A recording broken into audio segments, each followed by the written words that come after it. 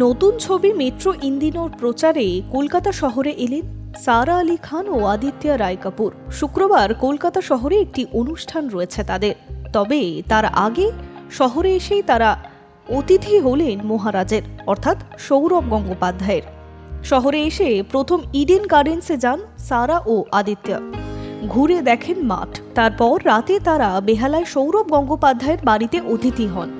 সৌরভের উদ্দেশ্যে সারা বলেন, আমাদের এত ভালোবেসে এত কিছু খাইয়েছেন, কিছু জিনিসের নামও জানি না। আলু পোস্ত খাইয়েছেন, আর মাছটাও দুর্দান্ত ছিল।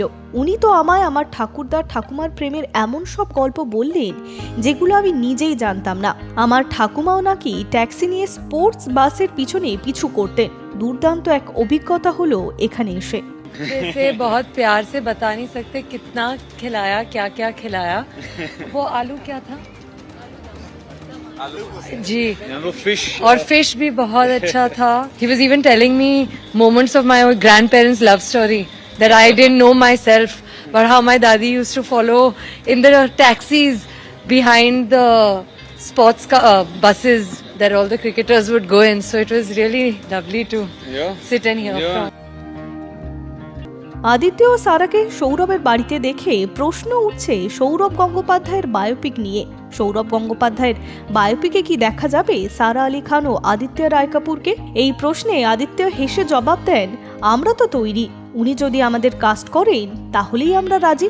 এই কথাতে সম্মতি দেন সারাও। I was telling her about our grandfather, how he played cricket with one eye and what a name he was in Indian cricket. So when we grew up, when I first came in, I met him for the first time, and when I just became captain of India.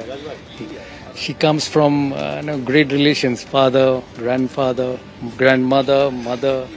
So she has big boots to fill, and so is Aditya. So I was just speaking how her sister-in-law is more known to Calcutta than many others. So, but I thank them for coming. I wish their film all the very best. And she's young. Both of them are young. It's early part of their careers, and I wish them all the best. Sourav বলেন, ওদের নতুন ছবির জন্য আমি ওদের শুভেচ্ছা জানাচ্ছি। ওদের দুজনকেই আমার তরফ থেকে শুভেচ্ছা। প্রসঙ্গত, মেট্রো ইন্দিনো ছবিতে সারা ও আদিত্য ছাড়াও রয়েছেন ফাতিমা সানা শেখ, পঙ্কজ ত্রিপাঠী, কঙ্কনা সেন শর্মা, আলি ফজল, নীনা গুপ্তা, অনুপম খের, শাশ্বত চট্টোপাধ্যায় ও একাধিক অভিনেতা অভিনেত্রী। অনুরাগ বাসুর পরিচালনায় চলতি বছরের আগামী 4 জুলাই বড় পর্দায় মুক্তি পেতে চলেছে এই ছবি। Hi news network.